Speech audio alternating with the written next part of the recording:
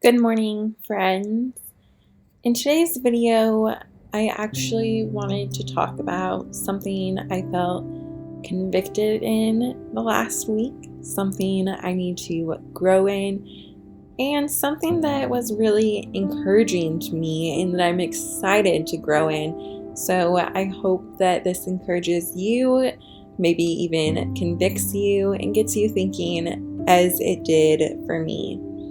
So I was listening to an interview on the Get It All Done Club, which if you guys have been watching me, you know I have talked about the Get It All Done Club so many times. I highly, highly recommend it. It's a little bit of an investment, but it's a club made for moms that is created by a mom of 4 kids.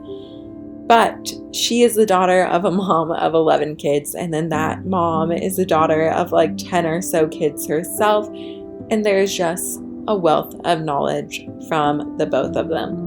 So she did an interview with her mother about raising 11 kids and her schedule and how she had time for everything. And in that interview, the mother said that you have 86,400 seconds in a day.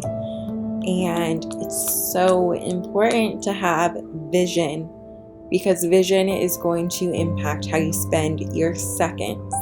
Not your minutes, not your hours, your seconds. When you have a vision, there's not going to be a moment that you waste, because you know what you desire and you can plan out how you're going to get there. In that interview, she mentioned an acronym that she uses called STOP. And this is something she uses when she's feeling overwhelmed or when something isn't leading to the results and vision that she has for her family. And so STOP stands for sit, think, observe, and plan. And so to plan, first you need a vision. Once you have your vision, this is an acronym that you can use. When you just have seasons of overwhelm, something isn't working, you can come back to the drawing book and do this. And so this is what I'm doing right now in this clip. I have a daily schedule that I'm trying to nail down and kind of have a time frame for what I'm doing throughout the day, so I don't waste these empty moments. Like there's certain time frames where I don't have specific chores or things that need to be done. And if we're not, fellowshipping with other families, I don't want to waste that time. I want to have ideas of ways to be fruitful in that time and lead to the vision and goals that I have for my family and for my kids. And so in this clip, I'm writing out the vision of not what I want just overall, but some more practical things of what I would like to see accomplished within this year. And then I'm writing out how can that happen? How can I fit that into my day? What's going to get us there? For example, one of the things that I wrote down for this year is I want Addison to be singing worship music. It doesn't have to be a lot of songs, even one song. He's 2 now. He can say, a few word sentences, and I'm sure his vocabulary is only going to expand.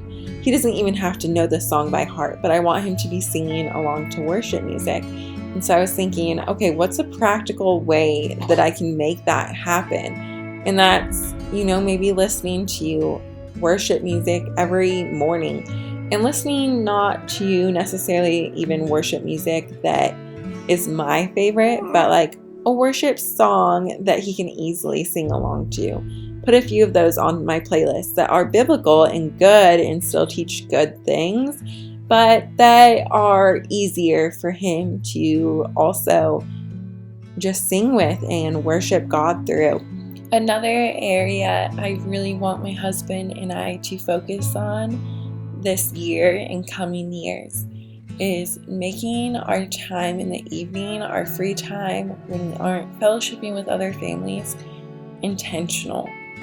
I want us to have a set list of activities that we do that have purpose behind them, that we've come up with, that we think will help tie heartstrings, that will build our children's relationship and understanding of the Lord, that will build their respect and obedience with us. I think it's so hard when you get to the evening and you're already burnt out from the day to think about activities like that on the spot. So I really want us to come up with them beforehand and kind of just have a rough plan. This is what we do every night. Every night we do a little boot camp, a gamified version of obedience. Like Mama says instead of Simon says, or Dada says, or something like that. Or red light, green light is another good obedience game. But based off of whatever I'm struggling with. So I'm sure the obedience games will look different every night. And then we do, some Bible time, or we practice a song, or we do fill in the blank. These are things that my husband and I still need to go over. I was telling him that I wanted to do this the other day, and he said that it had actually been on his heart too. So that's really, really great that God's working in both of our hearts in this way. And hopefully this is something we can nail down on our next date night, or even before then, of just some routines. And I think routines are really amazing, not just for having your time be meaningful, but also giving your kids something to look forward to every day and giving them something to miss when they move out. I know families that had certain routines like drinking coffee and having conversation with each other every morning, and that's something that their kids really look forward to in the holidays now that they've moved out.